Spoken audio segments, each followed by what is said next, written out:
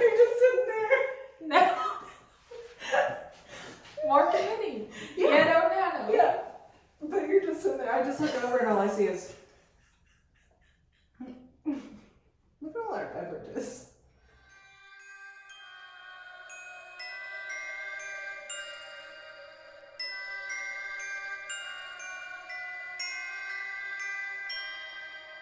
We got mail. You got mail. I don't know why that was funny. But it was. Let's open it. Let's do it. Let's hope it's not hate mail. Oh, that's fun. I hope. You know what? Because I got plenty of those. It's not anonymous, so I bet it's not. Emails this weekend. I can just read it. It's gonna make me cry. Yeah. It's handwritten. Oh, where did that go? What number is it? Please number these. Oh Lord. Okay, this is first because it has names on top. I bet we can figure it out. Mm-hmm. The drawing's probably on the last page. I don't know if we're gonna read the whole thing. 2 of 3 is what that said. That's just. Oh, okay. Should we number these real quick? Right quick? But I don't So we know can keep what's up right. with it? Okay. Because we got out of order Yeah, on the that's opening. true. Kara and Megan, or as I call you, the WMMM women. Aww. I've got quite the story for y'all. First off, I absolutely love you guys and the podcast. Hey, this is the Witches, Magic, Murder, and Mystery podcast. I'm Kara. I'm Megan. I find myself in tears laughing along with you guys just like old friends. I work night shift at a local hospital and often listen to you guys to stay awake. Can I just say I'm so happy that you hand wrote us a letter instead of emailing And us. it's cursive. This makes me so happy. I love it.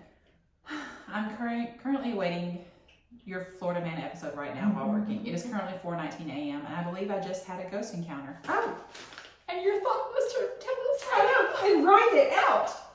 in cursive. Okay. Oh, wait, we gotta do something. We're too far. We're too far from this. Situated. We didn't do our 10 seconds of silence. Beverage. Wow. We should do our 10 seconds of silence right now. But first, gulp real loud. Yeah. Yeah. Let me take a sip there.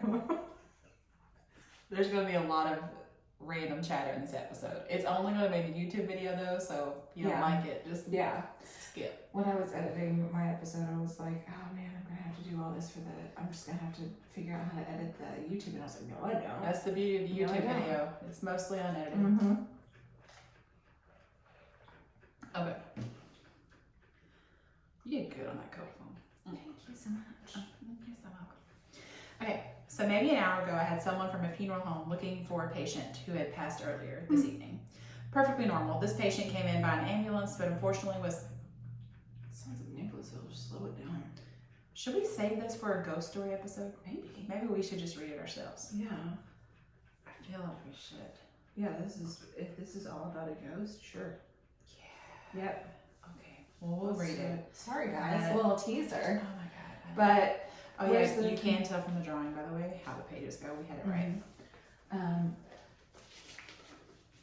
Emily in Yes. Ohio, we are excited to read this, and we really appreciate you and the air conditioner. At the end though, she said, I immediately thought of you lovely ladies and thought you would like to have this. Something told me I needed to write out everything in the letter. I do apologize for the link. No, don't ever. Number one, that's what she said. Secondly, don't ever apologize, Don't. please. I love it. Just a long story, and of course, the witch inside me knew. I had to put some pretty protection sigils, I never know, on the paper to ensure it gets to you safely. I love you so much. I will continue to be your biggest fan. Love you. Love you so much. Megan's voice, Kara's voice. Oh, Emily, I love you. We love you so much. Okay.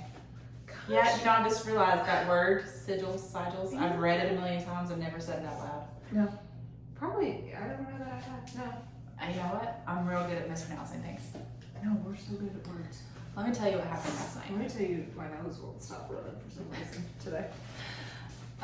Last night, when Lauren was in 6th grade, she fell and split the back of her head open on a concrete floor. Just fell straight back, split it open, had to get 3 staples. It was terrible. She had a concussion, hated it. Concussed.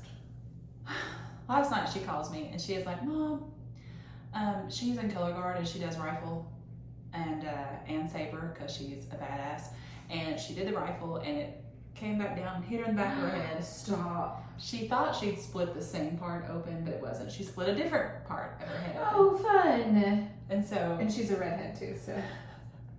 That's fine. And you know, it's a head wound, so there's blood everywhere. And she's like, low-key headed to the ER. And I'm like, you don't low-key head to the ER. No. So got to the ER. And first off, you know how I can't go anywhere without Dex because he has high anxiety and there's a whole issue. Yeah. I think I'm not going to be able to keep Dex. I think I'm going to have to give him back to Brian. And that is a very hard thing that I'm dealing with. So he can be with his buddies. Yes. So that's a thing that you are going to have to deal with me while I deal with it all the time. Okay, so there's that. But I also think it's just the right thing to do, because before I moved out of the house and took Dex with me, he didn't have to be medicated and he didn't have to go. He was fine. He's happy with his buddies, sleeping on a couch. He's not struggled until and he could I be took left him alone. away. Yeah. Yeah. Well, let's get But you a I hate cat. it because I have a cat. Oh, you do have? Did you take him with you? Yeah. Okay. It's just that Dex has always been my buddy. Dex is like my I know. dog. I was trying to think of a way I could keep him so I could just always have him with us, I but don't know. I think he would really get annoyed by He my was German fine. Shepherd. He would be buddy so much. Okay, so anyway, the whole reason I'm telling you this story is because I just want to remind everybody of how hilarious Lauren is. The doctor comes into the room. She's sitting there with her head all wrapped up. And he's like, so tell me what happened. And she was like, okay, well, I'm in color guard. And the first thing I need you to know is that I'm not bad at it. Stop. Lauren, and the doctor immediately busted out laughing. And she was like, well, this story is going to make you think I'm bad at it. And she's like, but I had 5 clean tosses before this happened. God.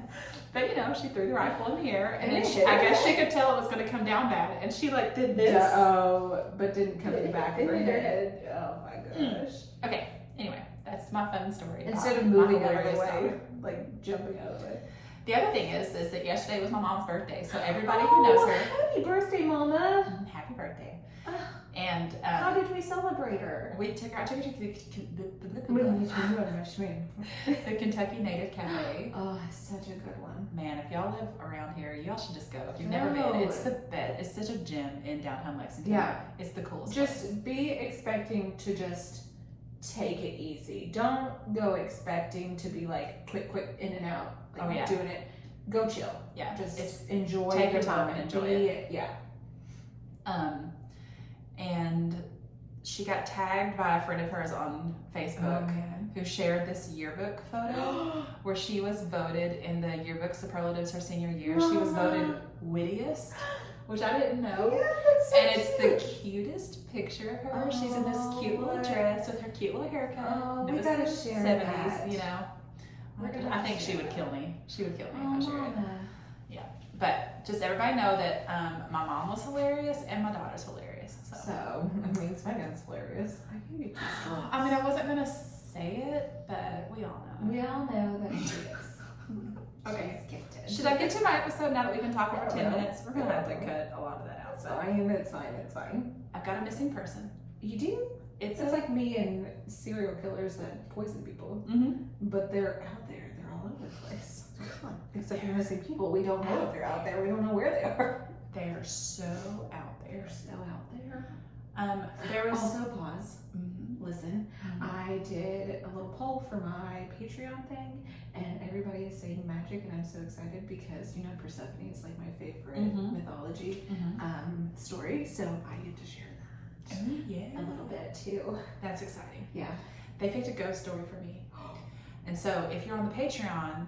Check the Patreon post because since you guys wanted a ghost story, I was like, ooh, we should have just a Patreon ghost story collection. Yes. So if you're a Patreon member, I want your ghost stories. Yes, send them in. Yes. Okay. Also, quick thing, just a quick plug. If you're looking for the Founding Daddy merch, it's in the shop. And go get it. There's fall merch in the shop. Be sure to check it out. I had somebody come up to the coffee cart and ask when the Founding Daddy merch was going to be released. I said, "You listen to us?" And she was like, "No, girl, it's there." There's sweatshirts, t-shirts, long sleeve t-shirts, and coffee mug. I'm working on a sticker sheet. It just isn't out yet. All right. Are you ready? I believe so. This is a wild one. Oh. And again, I know I always say this, but like, I've never heard this story, and I can't believe I never heard this story. It baffles me that we don't know a lot of these. Yeah, how do I not know everything? Yeah, how do we not know? Do we have our heads in the sand, Megan? This is apparently a super famous cold case in Atlanta. Oh. So if you're from that area, you may have heard of this one. I've never heard of it. Okay. It's a mystery. Mm-hmm. And, well, I'll just get into it, and then we can kind of discuss things at the end. Okay. It's from the 60s. Okay.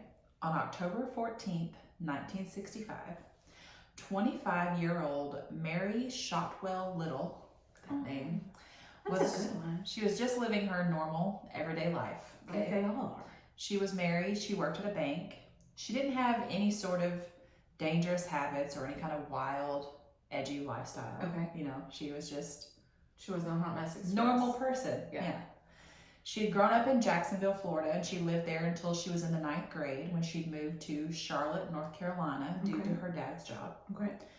She'd gone on to study secretarial science. Also, why did your computer screen just move by itself? Did you see that? I glanced over and I was like, Megan is not touching her computer screen.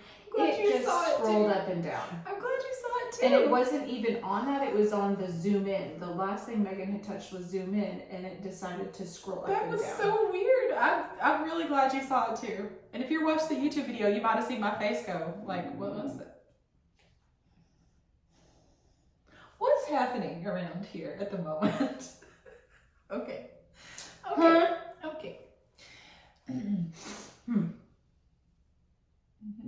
Trash witch. Yeah, she followed us. She'd gone on to study, Mary, not the trash witch. Okay.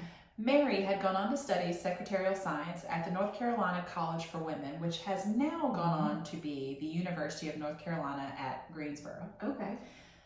And then and then moved to Atlanta, Georgia for a job with C&S Bank, which is where she's working. Okay. In October of 1965. Okay. When she moved there, she lived with some friends, Sandra Green and Julie Brownless.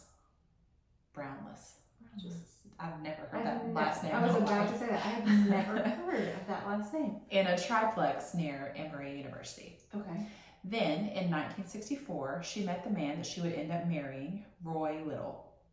They dated for about 10 months, and they got married on Labor Day weekend, which is September 4th, 1965, and they moved into an apartment in Decatur, Georgia. Okay. About a month later, so they hadn't been married long at all. Okay. Roy had to go to LaGrange, Georgia to take an exam to become an auditor with the state banking department. Oh. So this kept him out of town for like a week. Now, on Thursday, October 14th, Roy was still out of town, but he was planning to be back in town the next day. Mm-hmm. She planned to meet her friend Isla at Lenox Square. That's a cute name. I know, I like it. Yeah. For dinner and shopping. So Lenox Square is a posh, open-air mall in the upscale Buckhead district. At least it was upscale at the time. I had known nothing about it now. What if they're like, Megan, no, it isn't? They're like, oh, it isn't. Megan knows nothing about Buckhead. She said she knew everything. I do, don't doubt that. It was well-lit, and even at night, it was typically full of people. So when Mary got there, she did her grocery shopping first. Grocery store employees helped her put her groceries into her car around 6:15 p.m. And then Mary and Isla had dinner at the cafeteria there. Can we just take a moment where people used to help you load your groceries into your car? Like, insisted. Oh, yeah. I remember being little and them being like, would you need some help? I'll hang out there with you. Yeah. I was at Trader Joe's and they actually, like, made me let them a couple days ago because I had Olive. And it was just, I was so like, nice. Wow. I saw a TikTok the other day about how aggressively friendly the Trader Joe's cashiers are. They really are. Like it's like they almost have to comment on everything about this gentleman's life. Yeah. He played piano. He wishes that he did it professionally, and he wishes that he did some more sports. And so he's got 2 younger siblings that he's always telling, stay on it. Yeah. Yeah. He wishes his parents were more strict about it. I love Trader Joe's, and like you guys know, like I don't know, I haven't talked about this in a while. People think I'm an extrovert because of the podcast, I think. I'm not really. Like Whenever I take that personality test, I can't think of which one it is, the Myers-Briggs, I guess. Yeah.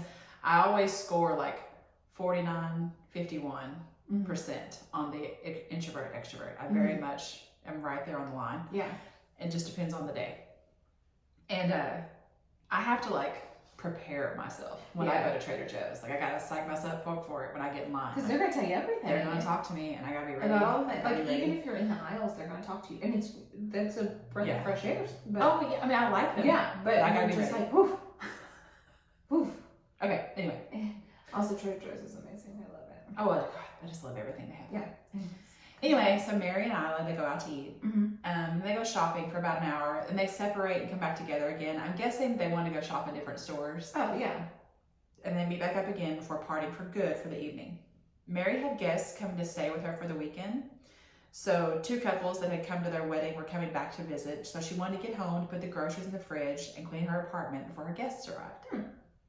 So she told Isla, she's like, I'll see you tomorrow. And then she left, heading toward her car. And she was never seen again. Oh. That was it. She didn't even make it home with the groceries. So the first sign that something was wrong was when Mary didn't show up for work the next day. Her co-workers at the bank called her apartment, but there was no answer. Your screen is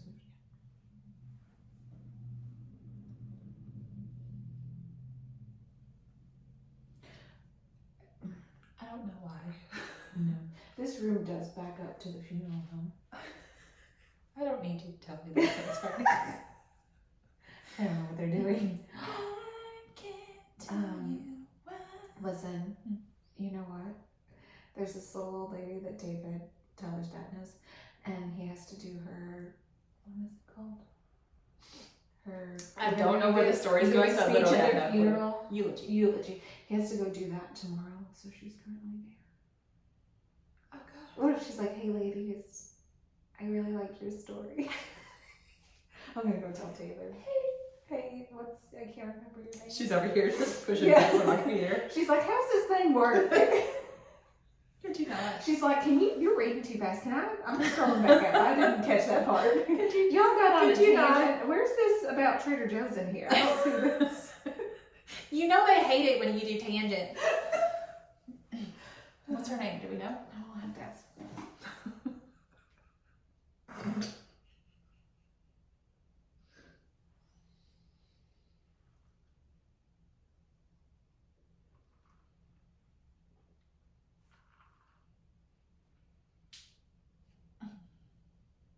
You like how Dex has just given up. Like he's not even fighting with us today. He grunted and like head aside, and now he's like, okay, space. So they called her apartment, and there was no answer. So then they called her landlord, which I'm like, do you even know my landlord? I feel like no. So they called her landlord, and her landlord goes to check on her. I would just break in. Yeah. Okay, Kara's like, I don't need the law. I don't need any keys. They call her landlord, who goes to check on her, and when the landlord goes there, they find that Mary had not picked up her mail from the day before, and the morning paper was still outside. So the landlord enters the apartment and discovers that the groceries Mary had picked up the night before were not there. Oh, so they're still in her car. So the personnel director at C&S Bank, Eugene Rackley, decided it was time to get in touch with Roy, Mary's husband. But Roy hadn't heard anything from her either. That's when Eugene called the police. Isla let them know about having been with Mary the night before at Lenox Square, so they backtracked to there and got in touch with the security officers at Lenox Square. Okay. Security searches the parking lot, but they can't find a vehicle matching the description of Mary's car, which is a gray 1965 Mercury Comet. Oh, I just think that's such a fun name for a yeah. car. Eugene, her boss, even drove over there himself to look for it, which is absolutely something I'd do. I'd be like, listen, you're dismissing it. You're dismissing it. I'm sure it's there. Yeah. But he didn't see it either. But also, what a good boss to go check it out. I know. Yeah. Police called Roy again, and they were like, we need you to come home now. Like, we can't find your wife. We can't find her car. Something's wrong. Oh, no. Then shortly before noon, security at Lenox Square actually did end up finding Mary's car in the parking lot there. But they confirmed that the car had definitely not been there And earlier. the boss went by and he didn't see it. Again, they are sure it was not there before. Yeah. So that is multiple people looked so for weird. Right. is that just a weird timing thing? Yeah. That whoever had taken her just happened to bring it back at the wrong time? Right. Like, did they know that someone was looking for her and they brought it back? Or were Right. they just lucky that they hadn't brought it back when someone... Yeah. I mean, yeah. That's Yeah. so strange. Because what if they had brought it back when someone was watching? You know what I mean? Right. I don't know. So this comes into question later because, of course, people are like, as this investigation goes on for years and it becomes a cold case, there are people who think, well, this is obviously just wrong. The car had to have been there the whole time. But there are investigators who say, no, they're certain this car wasn't there the whole time, and I'll get to why. Okay. Anyway, the area around the car was secured, and police began examining it. The car was covered in a fine layer of red clay dust, as if it had been driven down a dirt road. Oh. So this is one reason why they're sure it wasn't always there. Because she wouldn't have gone down that road. Exactly. Investigators looked into Mary's activities, and they found nowhere that she had been that would have accounted for the red clay dust. Huh. And the grocery attendants who had helped her load her groceries the night before hadn't noticed any red clay dust on her car at the time. There were so many witnesses. Mm-hmm. Back to what they're noting in their examination of the car now that they found it. The engine was cold. There were smears of blood in several places. It did it again. What's that? What on earth? There were smears of blood in several places. On the driver's side door, near the handle. On the inside window, on the passenger side. Smeared over the vinyl of the front seats. There were grass clippings stuck on the dried blood where the passenger's head would have been. Oh no. Or where the passenger's head would have rested. Oh no. Between the seats, they found a full set of women's underwear. So when I read a full set of women's underwear, I was like, bra and panties? I forgot how much underwear women used to wear. Oh yeah. Girdle, slip, panties. Oh. You know? Yeah. And then it made me think, like, gosh, I just love how much effort. How much we used to do. Yeah. That was my granny. She was like the epitome of like. Yeah, just the cute whole attire. thing. Yeah. Those were all folded neatly, and then on the floorboard there was a black bra and a section of like nude colored stockings that had been neatly cut. Mm-hmm. It was determined that these did belong to Mary and they had been recently worn. There were speckles of blood on all of these items, and tests would later match the blood type found in the car to Mary's. Oh my gosh. Now that's blood type, not DNA. Right, so somebody else could have had that same blood type. It makes it questionable. Yeah. Right. I need to move this because I just realized it's ice and it's probably like, yeah. I'm a professional. We're so bad at that. And it won't let you scroll. Listen. Stop it, she's reading. She's reading. And she's petting Dix and keeps getting annoyed. All the groceries and everything that Mary had purchased the night before were still there in the back seat of her car. However, her purse and raincoat were missing. Oh. So, like, she had gotten to her car to put her things in there. Yeah. It's not like she never made it to her car. Yeah. One article mentioned that some of the crime scene technicians thought the blood evidence was odd and raised the possibility that it had been smeared there to stage the scene. Air conditioner. Oh, I thought it was a car for a second. I was like, But it's also just possible that someone had blood on their hands and it got transferred when they were moving around the car and nothing was staged at all. Like, I don't want to... Yeah. You know how you're like trying to lift something, you like put your hand up on the head rest or whatever. Yeah. I mean, I read a lot of articles about this, and I do want to say that, like, a lot of these articles said different things. So people are just speculating because nobody knows. Right. Yeah. And so I don't want to be like, it definitely was staged or it definitely wasn't staged, because who knows? It's very obvious that people had a lot of opinions about this case. Right. So, and I can't decide. So I don't want to lean too far one way or the other. Yeah. Roy Little had maintained a mileage log on Mary's car, which I think is just something they did back in the 60s, you know, for tax reasons or just for car maintenance. Yeah. So using that information, investigators were able to determine that the car had been driven 41 miles after initially leaving Lenox the night that Mary had vanished. Wow. This is another reason why they feel certain that the car wasn't there the first time security looked for it. How do you account for the mileage? So 20 and a half miles one way, 20 and a half miles back to the parking lot. Mm-hmm. Do you want to say that again, since Dex just like beat himself against the wall? So they had to have driven 20 and a half miles one way and 20 and a half miles another, like back to the parking lot. Mm-hmm. So the security guards, Mary's boss, and the police kind of all went to look for the car the first time and didn't see it. So do we really think they all missed it the first time? Like, I feel pretty confident. No, I don't think they missed it. Yeah, I feel pretty confident they're right, that the So car many different wasn't eyes there. were looking for it. Yeah. So now we found the car, we need to find Mary. Ground searches began, and even the National Guard got involved. It was the largest search Atlanta had ever seen. There were reward posters up all over the state offering $1,000 and then $3,000 for information. The city's radio stations asked residents within a 20-mile radius of Lenox Square to check their property for Mary's missing purse and raincoat and anything else suspicious. Investigators scoured the woods and side roads along the interstate, searching old abandoned wells and anywhere they could think of where someone might hide a body. What if, I don't know if you get to this, but what if somebody just transferred her body into another vehicle and took her further? So when this was all over the news, this woman Carolyn came forward saying that she had had a weird experience at Lenox Square the same night that Mary disappeared. She said that when she had headed to her car in the parking lot just before the same time that Mary would have been parting ways with Isla to head to her own car, Carolyn felt like someone was following her. So she had hurried to her car, jumped inside, and locked the doors. And then a man had came to her window and grabbed the handle. I know. And That's Carolyn was scary. like, "You're not getting in here." I can just see her like looking up at him through the window. Yeah. And he was like, "Your back tire is low." Okay.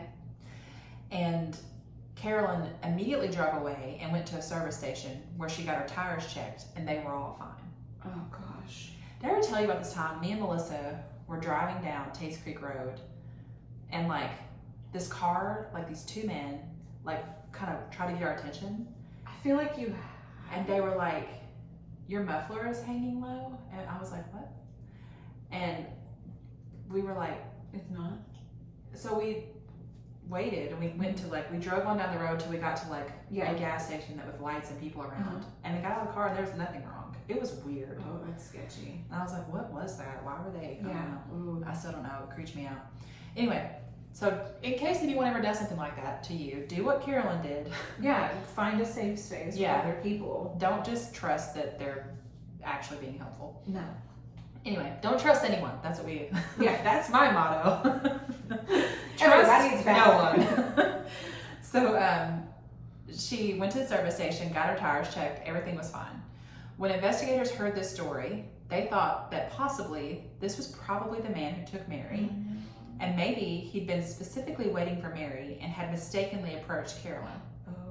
That last scenario is interesting because it implies that Mary was targeted for some reason. I did read an article that said the lead investigator had purposely held back two important pieces of evidence. Okay. Which is a normal thing to do, right? They Right, hold it back so that they have something. In case somebody comes forward and is right. like, hey. So maybe one of those pieces of evidence is something that would give a reason that Mary would have been targeted, because otherwise, wait, what are you doing? What are you doing? Just looking around. I thought he was going to knock over the camera. Also, this lady's name is Pauline Shanks Preston. Okay, Pauline. Pauline. Please don't mess with my Yeah, she's cute. computer again. She looks like she'd listen to the podcast. I bet she does. Yeah, I bet she does. So, otherwise, why are we thinking that this couldn't have just been a random kidnapping? Like this guy tried to take Carolyn, that didn't work out, so then along came Mary and he took her. Like, why are we thinking? Mary. Why are we thinking that, oh, they were waiting for Mary Right. and mistook Carolyn for Mary? Yeah. Like, you know what I mean? Yeah. Like, you know what I mean? Yeah. Yeah. Let's reenact it. I just don't get why they're like, he was specifically waiting for Mary. Why do you think that? Yeah. I don't Did know. she not give When him we a know moment to nothing. think? Right. Okay. Of course, investigators looked at Roy. The husband is always going to be Always, a suspect. yeah. What's he doing? I don't know. I think he's bored. He's like, y'all been talking forever. They'd only been married for 6 weeks. Police thought Roy was odd. He was kind of cold and arrogant, not exactly compliant. One of the articles I read said he'd been asked to take polygraph tests, and he said no. But also, I'd say no too. I would be like, nope, thank you. But he was definitely over an hour away at the time that Mary disappeared, and there was no indication that he had left LaGrange to return to Atlanta while he was away. Mm-hmm. His parents said he was absolutely devastated by his wife's disappearance, and there was no physical evidence to connect him to this in any way. Right. Also, Roy didn't appear to gain anything from his wife's disappearance, and neither did anybody else. Huh. Pauline, just not, please.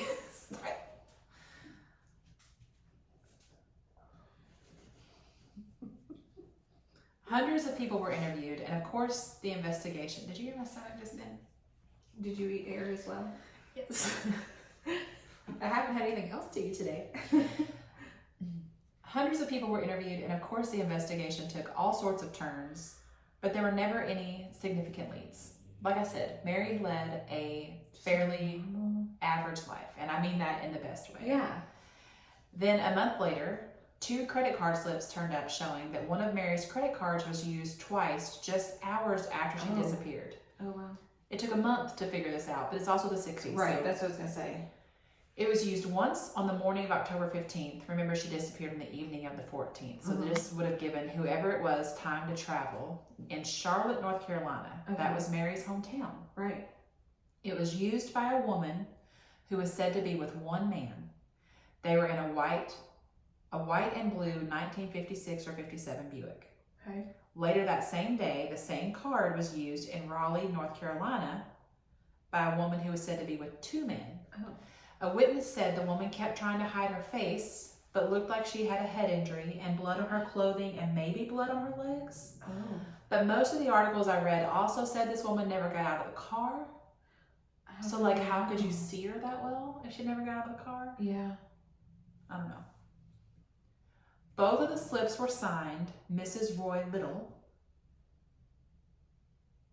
and Mary's family confirmed that it was her handwriting.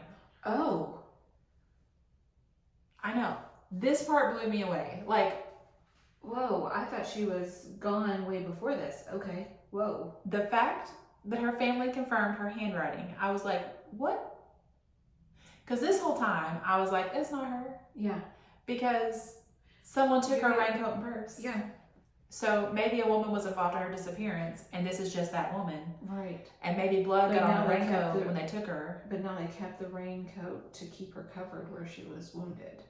So this witness saw the blood on the raincoat, and this woman is just wearing it, and he thinks, well, they're injured. And it's like, no, that person's just wearing Mary's coat, and Mary was injured, but that's not Mary. Yeah. But then her family confirmed the handwriting, and now I don't know what to think. Oh my gosh. Is that Mary? I have no idea. Oh. Here's the question I have about this. If this was Mary, if whoever took Mary took her to North Carolina and was with her there early the next morning, then a second or third person, because if there were 2 men with her in Raleigh. Right. Listen, we're going to eat soon, I promise.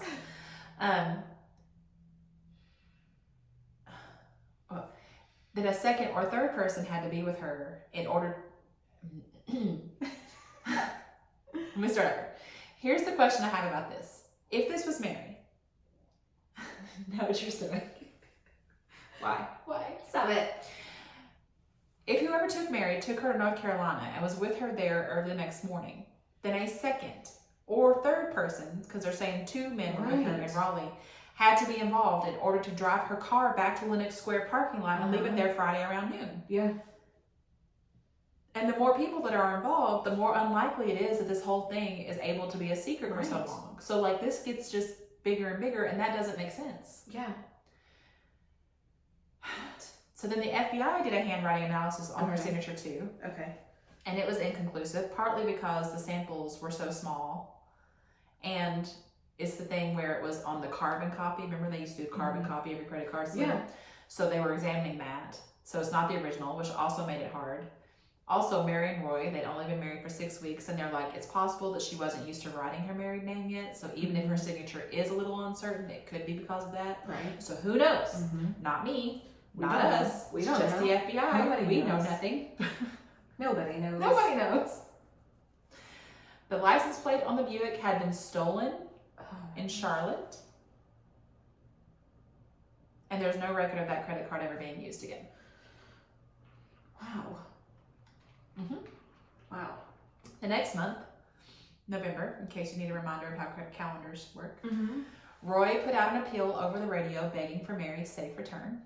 A month later, which is December, the FBI officially joined the investigation. I guess the only way they were involved before was just to do the handwriting analysis. Okay. And that's when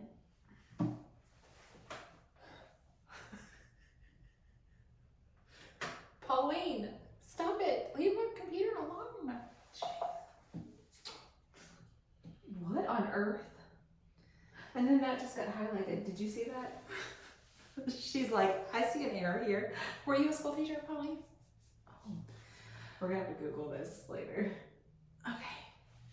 Once the FBI got involved, that's when maybe what I've been telling you about Mary's life being kind of blah on average was maybe I've been lying to you. What? But also She maybe was not. scandalous? Well, maybe not, because I'm starting to wonder if maybe more women deal with this than not. Here we go. Mary had been getting some weird phone calls at her office. Okay. One of her coworkers overheard her say, I'm a married woman now. Now. And someone else overheard her say, you can come to my house anytime you like, but I can't come over there. She'd also gotten roses from a secret admirer shortly before October 14th. Now, I shouldn't say secret admirer. I actually think that was me. I think I said secret admirer when what the article said was anonymous source. She just got roses. Yes. Anonymous source is more accurate. Secret admirer is me taking editorial liberty, and that totally makes it sound, it could be something more. That's not that. Just say anonymous source. This was investigated, but the florist could not give any more details Because you have about HIPAA the laws as a florist? They just didn't know anything else. Oh, okay. Right? A high school friend of Mary's told investigators that in the weeks before she disappeared, Mary was afraid to be home alone or in her car alone. So what is that? Oh. What was going on? Yeah. I don't know. She was being followed? What were these phone calls? What were those roses? Yeah. Okay, so now I'm going to switch gears a little bit. Tell you about a little more something else. Okay. It's all going to come back together. Okay, I'm ready. All right. After Mary disappeared, obviously they had to fill her position at the bank. And they hired someone named Diane Shields. Okay. This is such a weird thing. I just can't leave it out. Diane is a 22-year-old woman. She replaced Mary at CNS Bank. She even sat at Mary's old desk. Okay. She also moves in with Mary's former roommate, Sandra Green. Oh. She doesn't stay at CNS very long. She ends up going to work at somewhere else called Georgia Associated Industries, and she moves back in with her sister. I don't know. Isn't that weird? That is. I don't know if she happened to know her before or what. She was engaged to be married. You know, she's young. She's 22. Yeah. On May 19th, 1967, about 18 months after Mary disappeared, Diane left work and was headed home, and she vanished. Now, they do end up finding Diane. About 2:30 in the morning, Saturday, October 20th, her blue and white Impala is found in East Point, which is south of Atlanta. Oh my gosh. The keys are still in the ignition. Blood was dripping from the trunk. Police opened the trunk to find Diane's body wedged upside down between the spare tire and a cardboard box. She had been beaten to death and strangled. Oh my gosh. A scarf and pages from the Atlanta phone book had been shoved down her throat. She was fully clothed, still wearing her diamond engagement ring, so she hadn't been robbed. And she showed no signs of sexual assault. Oh my gosh. Friends said that Diana had acted strangely in the months before she died. She had disappeared for hours at a time, and she would miss appointments. She'd actually told a friend from her hometown that she had been working undercover to try and solve Mary Little's disappearance. Now, no evidence had ever turned up to prove that she was working undercover. Right, but they're also not going to say that. Right, that's what I was going to say. Would any evidence show up? Also, what does that mean? Like, was she officially working undercover? Yeah, or did she was it like me and you? Yeah. Like, we're trying to solve this Let's mystery. A few articles I read said that one of the investigators absolutely believed that Mary and Diane's murders were connected. Okay. If we believe that Mary was murdered. Okay. But I didn't read that he had any proof of that. Right. It may just be that he was like, how could they not be connected? I mean, we're talking about same job, same desk, same roommate, same right living situation. Yeah.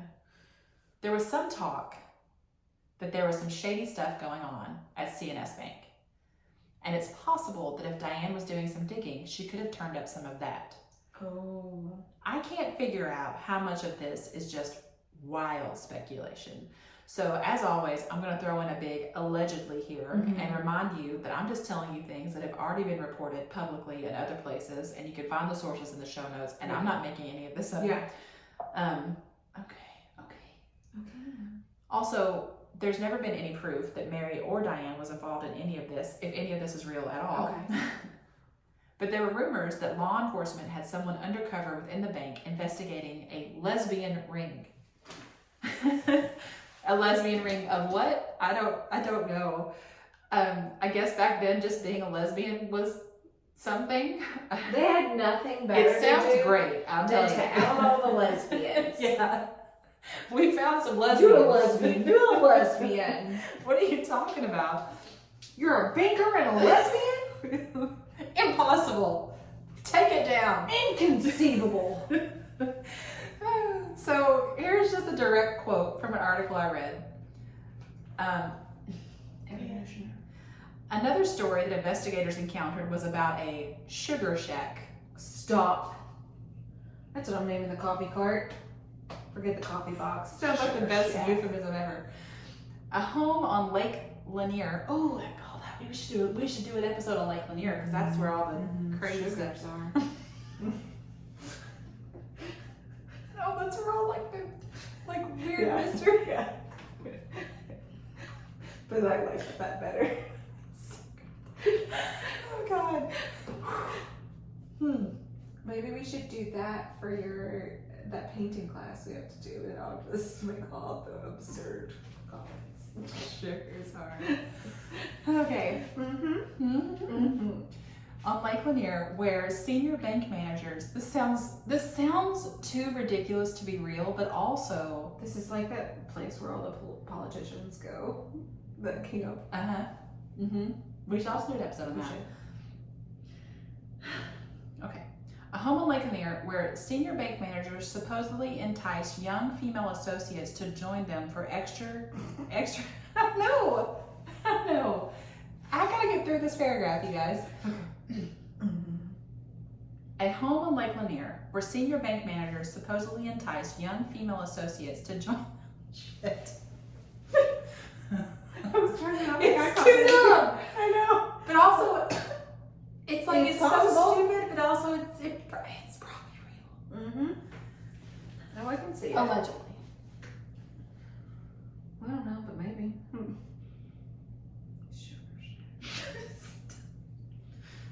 A home on Lake Lanier where senior bank managers supposedly enticed young female associates. It's just it's not that it's funny. It's just absurd. Absurd. Yeah, that's the exact word I was going to use. To join them for extracurricular activities, sexual in nature. There were also reportedly $50,000 deposits that had questionable sources. There is no unanimous agreement among the investigators regarding the possibility of a bank scandal being a component of Mary's disappearance. There has been much supposition and statements from bank employees, but no physical evidence is known. Is this like End quote. Is this like a game of telephone? Like, oh, I heard Sally in the lunchroom say that so-and-so was at the lake with so-and-so, and they said so-and-so was there too? And I told you that, I read a lot of different articles, and they all kind of said different stuff. This was brought up in a lot of them, but they all could have drawn it from the same source. So I think it's possible that Mary, if if there was something weird going on at Right. the bank, Mary's disappearance could have brought to light some stuff going on at the bank, but I don't think that means that Mary had any involvement Right. necessarily. I could see a path where, like, maybe Diane starts digging around, pokes the wrong bear, and maybe what happened to Diane is connected to Mary in that way. Like, not that the same person who took Mary, if Right. that's what happened, Right. is the same person who murdered Diane, but just that by investigating Mary, Diane ended up implicating someone or discovering something that then got her killed. Yeah. Now, if someone kidnapped Mary, I actually don't think that the same people murdered Diane, because what happened to Diane is so much more violent. Right. But if you want to say that they're connected because Diane wouldn't have been murdered if she'd never worked at CNS Bank, if she'd never worked where Mary worked, if she'd never started digging around trying to find out about Mary's disappearance, then yeah, they're connected that way. Yeah. I could believe that. Yeah. After Diane's murder, this is so weird. Okay. Investigators got a phone call from Mary's mother asking that they stop investigating Mary's case. What? I would never. Why? Are they positive it was her mom? I'm sure. Okay. You wouldn't unless you were positive. Yeah. In a 2004 interview,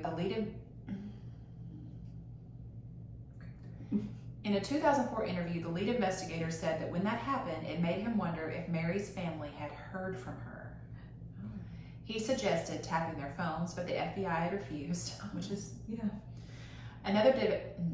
Another detective on the case had suspected that Mary had arranged her own disappearance, saying, "Based on my experience in these cases, I simply don't believe she's dead."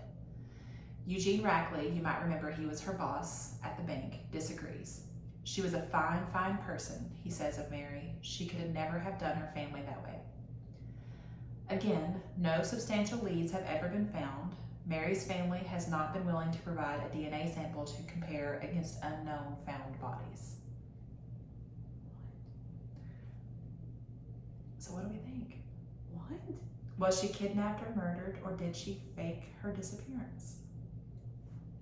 I didn't read anything that indicated that she was unhappy in her life. What if the rumors are true about the bank?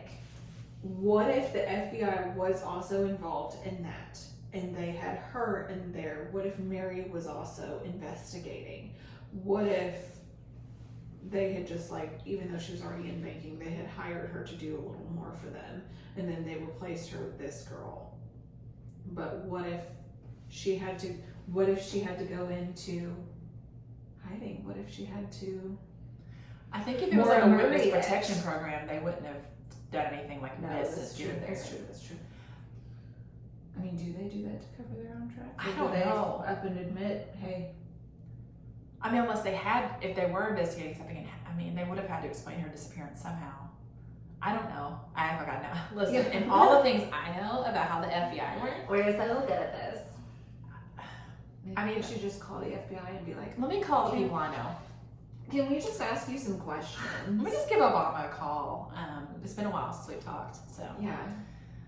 I don't know.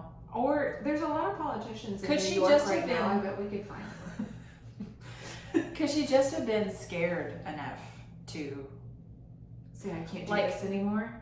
not even that she was involved in any sort of investigation, just that Yeah. if there was something shady going on at the bank, shady enough that it got Diane murdered so violently that Mary faked her own death out of fear, that Right. she ran away. And maybe she did contact her mom later Yeah. to be like, "I'm okay, but I'm terrified. Can you, Yeah. like, just make it please stop." don't worry about me anymore, but like, Yeah. I have to disappear." And is that why the husband was so laid back about it? Did he ever remarry? Did he ever? I don't know. Do we know what he's up to these days? Is he with a woman that may look like? But maybe after Diane died, her mom was like, "Now I know why she was so scared. Stop Yeah. looking for her." Yeah. Like she was right. Yeah. My gosh. I have no idea. There's so many variables. Or maybe her mom didn't hear from her, but just knowing that, like, the whole thing that happened with the credit card slips and the supposed sightings or whatever, they were just like, I think she's still alive. Stop looking for her. Yeah. She had to have had a reason to disappear. And whoever killed Diane could kill her. Leave her Yeah. alone. I don't know. But also, wouldn't you want the opposite? Wouldn't you want them to be able to find her so she's safe, so they could keep her safe? But also, maybe you don't trust that in the 60s. I don't know. Maybe you don't trust that now. But what if, I don't know. I don't know. And maybe they don't want to provide a DNA sample because of all the genealogy stuff today. And they'll find her by her grandkids or their grandkids or whatever. And it's not even necessarily that you think any danger would come. I mean, she's obviously got to be dead by now, but like, probably, right? Yeah. But like, just the embarrassment of it. Yeah. You don't want that. It's a family secret. You don't want to come to light anymore. I don't know. Somebody knows. Yeah. But who's going to tell us? If you know, you can tell. You can tell us. We know. That thing I said about trusting no one, that doesn't apply to us. We are very trustworthy. And Dex. And Dex. Dex won't tell anyone. And he's the best. What's our ghost lady's name? I forgot already. Pauline. So anyway, definitely want to know what you all think about this one. Do you think she was taken, or do you think she arranged to disappear? Yeah, we need to know. Yeah. Because I can't decide. No. I honestly, at this point, I would believe either one. Yeah. And I feel sorry for I her would either believe way. anything at this point. I think if she chose to leave, it wasn't because she really wanted to. I think she felt like she had to for some reason. Because something was going on. Something scary was happening. Yeah. Whew. Yeah. Okay. Thanks for listening. Yeah. We love you so much. Bye. Bye.